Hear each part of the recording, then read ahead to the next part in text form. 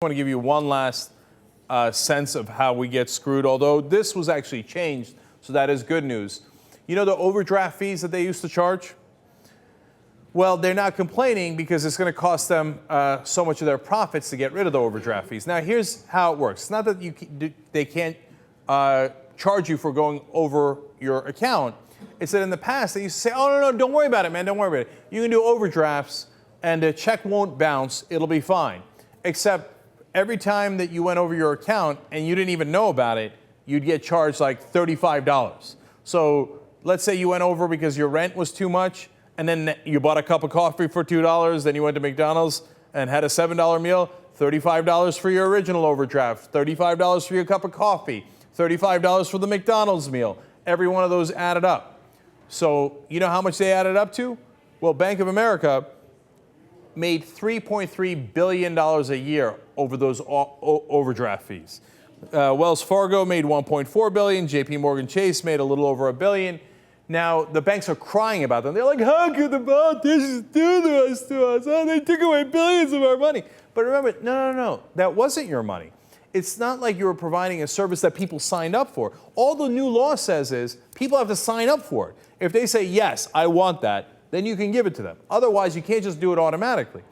Basically, Bank of America was taking $3 billion from their clients and transferring it to themselves by doing these overdrafts that were wildly unfair.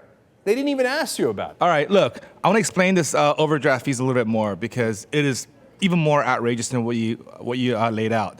So let's say you had $50 in your bank account left, and then you made a charge for, on one day, you made a charge for $1, $2, $3, $4, $2, $4, $6, and then one for $75, right?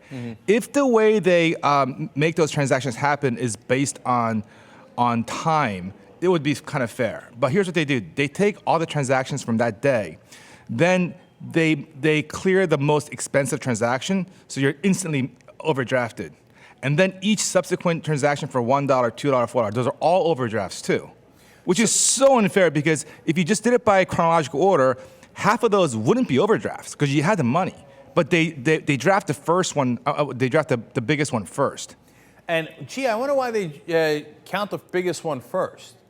Of course, it's to put you over the top so they can charge you $35 for every subsequent transaction, right? So now that Congress has actually done something positive, and you got to give them credit for that, and got to give President Obama credit for that as well, and they've taken away this overdraft screwing that we were getting. Oh, they're crying and crying. Bank of America, I mean, they're wailing from the rooftops, complaining to their Republican friends that mean old Obama has been really, really unfair to them.